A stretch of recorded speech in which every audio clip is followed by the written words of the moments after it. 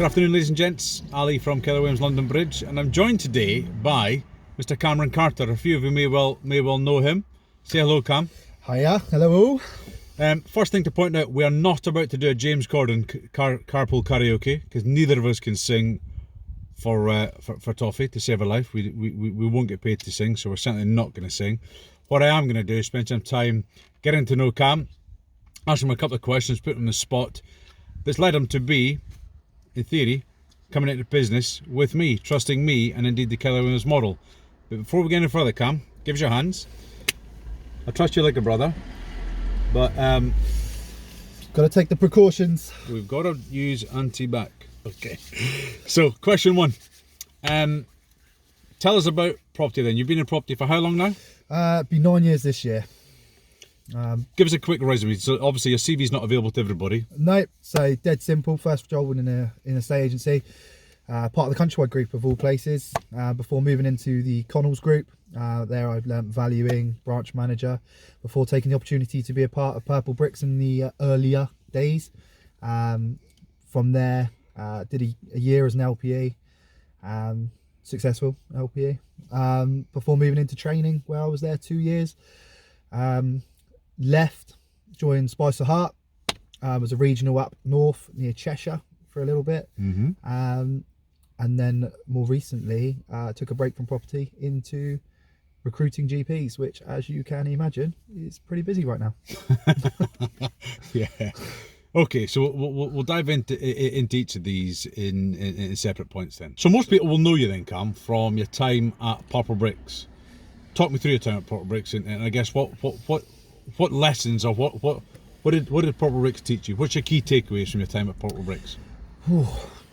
So my feelings on Purplebricks are probably quite well documented.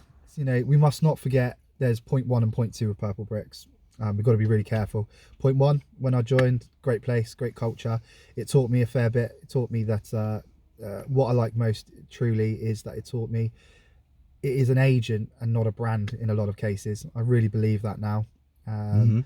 Purplebricks changed the market, whether you like it or not. They changed the way estate agency is going to be going forward. And in a good way or a bad way though? Would you say it's positive? Yeah, positive. I would say, let's call it half self-employed Purplebricks. As you know, you're part of Purplebricks. It's half self-employed. Yeah. It opened up that side of the market. The Americanism in it, almost, you know. And that's the not entrepreneur side, you mean, where people have got to think for themselves. Yeah, and that's not a naughty word, the Americanism. You know, people associate that as something different, but actually they probably got some of the most successful ways of doing any property transaction in the world. The Purplebricks in the UK? No, I meant the way the Americans do the property market. Yeah, I think it's unbelievably successful. So I'm not saying it'll work over here, but what I am saying is that opportunity to be truly self-employed, like an American way of doing real estate, is here now, thanks to the half-assed way of doing it at Purplebricks. And then obviously we know what's going on right now, worldwide pandemic, COVID-19. There's a hell of a lot of people across the industry, in all walks of life, really concerned about what's going on right now. You've got to feel for the people working for Purplebricks just now, because although they're kind of half self-employed, they're reliant on a lead flow. They're relying on the machine that is Purplebricks giving them business. That machine is grinding to a halt. Your partner, my partner, they're both very much still in business with Purplebricks, and I know we're speaking about this off camera. Their business opportunities are slowing down. What are you saying to your partner? I know what I'm saying to mine, but what are you saying to your partner about how to get through this just now?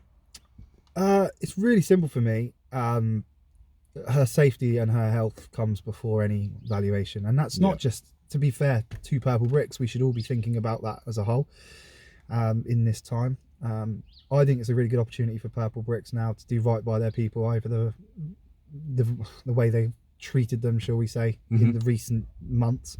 I think now's an opportunity for them to show a little bit of the old Purplebricks potentially and look after their people. They're not going to be seeing those valuation leads. They're not going to be instructing as much as they want. And if I could speak to Purplebricks directly, I'd say, like I just said, it's an opportunity for them to do right by some of their people now, finally. They shouldn't have to be pushed to do it. They should certainly be looking at an option of helping those people through these tough times, like a lot of other agencies are going to have to do with their staff. No, they have a great opportunity to look after their staff, and like I say, that is what they are. They're staff. Okay. They're not self-employed. They're staff. Sound. Okay. Thanks for that opinion. Now, obviously, you spent some time with Spicer Heart. Anyone in the industry will know that Spicer Heart is very much a hot topic at the minute. 48 hours ago, 3 days ago, whatever it was, they just let go a hell of a lot of people in, I guess, what I can only describe as an undisciplined fashion. Yeah. So Discuss, Cam. I don't know Paul Smith well enough to understand his thought process on it. What he is a successful businessman, a leading independent in the UK by a country mile, and I'm sure there's reasons for it. I think the bigger problem may be the way in which it was delivered. It seems a little bit unlike what I would have thought Spicer Heart prides itself on. That seems really unfair way of doing it. However, I think one thing I want to say about this is those agents that have been affected, don't rush. I know that seems so silly at the moment, but take your time, think about it. Think about whether you were successful because of you, or whether you were successful because of the brand you worked for. Decide what route you want to look at next, but remain optimistic. I'm pretty sure yourself, I think a lot of agents have been through some hard times over the past few years, and you know, there will always be light at the end of the tunnel for this industry. So, and I want to say on a side note, a little bit of waffling, but I think it's brilliant the support that some of these people have had on LinkedIn. Like I say, I don't know Paul, don't know those circumstances. My theory would be that it had very little to do with COVID-19. In truth, I think, having looked at the branches that have been closed, Controversial, Cam. they are branches that were failing anyway, in the nicest possible way. Okay. From a profit perspective, failing. A lot of them. So I think it was a business decision before a coronavirus problem, and I think that this may have just masked what was actually going to happen all along, and maybe it's been brought forward. Okay, and also, Cam, you spent some time latterly, I guess, just now in recruiting GPs, I believe. Look, Why step away from property into recruitment then? So after going from Purplebricks, which was quite innovative, I went back to the high street with Spicer Heart, who we just spoke about. I knew quite quickly within 6 months that wasn't the way that I saw the industry going in the long run with the independent offices essentially. And I think Spicer Heart knew that, hence why they're setting up hubs and things like that everywhere. But I just thought, I didn't know where I wanted to go next, what I wanted to do, where my place was in property in truth. So I took a job in recruitment, which is fairly transferable skills. 100%, yeah. I know lots of people have gone into recruitment from property, but ultimately, like you, end up back in property because 100%. recruitment's not a passion. I missed it, you know, Property and a true estate agent will understand that. You know, there's you know, running your business, those valuations, those sales, those successes, they're hard to find even in recruitment. Yeah, they really are. But that's not to say I haven't enjoyed it. More importantly, I've learned from it. Dealing with, as you can imagine, GPs, very intelligent people, backbone of society, and it's just given me a new understanding of empathy and the way that the world works outside of property. But now, you know, opportunity comes, and it is now time to go back into property on one condition: for myself. Fine. Okay. So, Cam, we've been talking, you know, it's fair to say, you know, outside of business, we're close personal friends anyway. And I know that you and me have been talking for some time now about you setting up running your own business and becoming, I guess, Cameron Carter Estates, or Cameron Carter, the estate agent. Why now? Why not just take the basic salary, go back to the high street, and just be the best version of yourself running a branch somewhere? It's just not in my nature. I think what alluding to what we spoke about earlier, Purplebricks have paved the way for a self-employed model, someone who can work for themselves. And I think quality over quantity is going to be really important going forward for the industry. Certainly for the bespoke agents, the overused word. Bespoke. Everybody talks bespoke. What's a bespoke agent then? Well, I suppose everyone's got their own meaning, to be honest with you, but in a sentence I'd probably put it as versatile and adaptable to each individual customer's needs. What makes you bespoke though? Why you? Me bespoke. Well, we could go with my experience within the industry, but again, that could be beaten. But I think I have an unresounding empathy. a never say no kind of attitude, and I'm relentless in the pursuit of a goal. And the goal in particular in a estate agency is to get a customer sold for the best absolute value that their home can go for, and move them on to what they would consider greener pastures. And I believe that I can do that, and I want to do it for myself. Okay, so I get then. I understand the reason. You want to do it for yourself. You don't want to be working for somebody else. You don't want to be a corporate robot. But it's fair to say, and I don't mind admitting, Keller Williams was not your first choice. It certainly wasn't a natural decision you came to, because you explored other models. I did. Talk us through that then, and why ultimately you ended up, So fortunately working with me and the guys at Keller Williams. There is other models out there exploiting that market sector, and I want to say on record that really good models. It wasn't a situation of choosing the lesser of two evils. For once, it was the option of choosing between two really good people and products, or whatever you want to call it, or backing. And I'm sure both will be successful in the long run. I really do believe that. I hope so. We both need each other to survive. Yeah. I chose the Keller Williams model for the add-ons for me that were bespoke to me, within that training method, within the support, the accountability. I urge anyone who's thinking or doesn't really understand what that means to have a chat with old Alistair here, or myself now. Pretty well informed. I'm 25, 26. Some grey there. But if Salt we and could, pepper.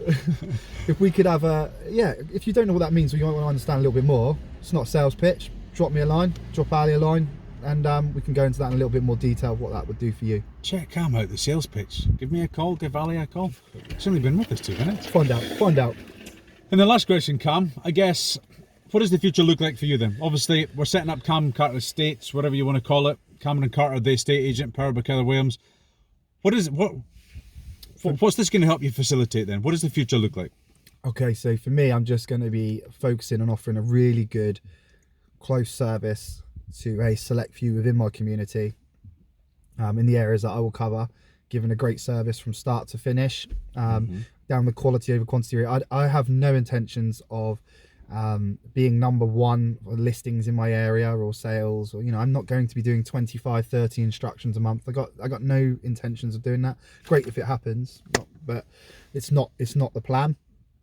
The plan is to work for myself with the support offered by Keller Williams, Ali, and so forth, to grow a business that provides for me, my family, and gives me the wealth that I'll need to have the kind of life I want in the future. And that's going to come from doing estate agency. In that, I hate that word bespoke. I really do, but we've used it 5 times in this video. Yeah, let's try and find another word for it. But a unique offering, and I know people think, well, there's no such thing as unique anymore, but I really do believe that an agent working for themselves in its own is unique at the moment. I do believe that you can't find more motivation. I think you can find somebody held more accountable to selling your home. And I think I want to be really clear. This kind of model isn't for everyone. He's thinking, what the hell? No, I'll hold my hands up. Not everybody would make a successful business. You've got to understand that a lot of it relies on you. You are backed, and you will have the tools able to you to succeed, but you are the coalface. You are the work. You are going to be doing the stuff that makes the world, your world, go round. Okay. Yeah. It's not for everyone, and I'll be honest. If you do get in touch with me and say what it's about, and you talk me through some things, I'll be able to tell you if it's going to work for you or not. Okay. It's just being honest. So that works for me. I want to get out there. I want to be the face of my community. I want to sell houses, help people move, and profit isn't a dirty word. I want to make a living out of it whilst doing it. 100%. Last thing then, Cam, give everyone just where are you going to be operating then? If I've got a house to sell, what area do I need to be in to get your services? So currently live in SO 18 and 19. I'll be covering them, and where I grew up, SO 50, 53, Eastleigh, Chelmsford. I'm not interested in global domination of the whole of Southampton, or covering an area that I don't know anything about or very little about. I want to cover the 4 core areas that I know like as good as anybody will in those marketplaces. And that's really important to me, because I believe that part of the whole service is actually knowing where you are, what you're doing, who you're talking to. And that will be my options. I think you can shoot too big. Do you know what I mean? You try and cover too big an area, you cause a problem. I think you're better off focusing. Everyone's only got a certain amount of time in a day, and I think you want to point it in the right direction. 100%. What you already know. All the mentors and coaches in my life are telling me the same to the guys in my world. Stay local, be hyper local. Don't world domination isn't going to happen in one day. Stay local. Make sure everyone in your community knows who you are. And with those 4 postcodes, they need to look out for you because you're coming. Here comes Cameron Carter to take on these 4 postcodes as a bespoke estate agent in Southampton. Just addressing one more thing. This is the camera, okay? This is all the camera, these chins. I honestly, no idea where they've come from.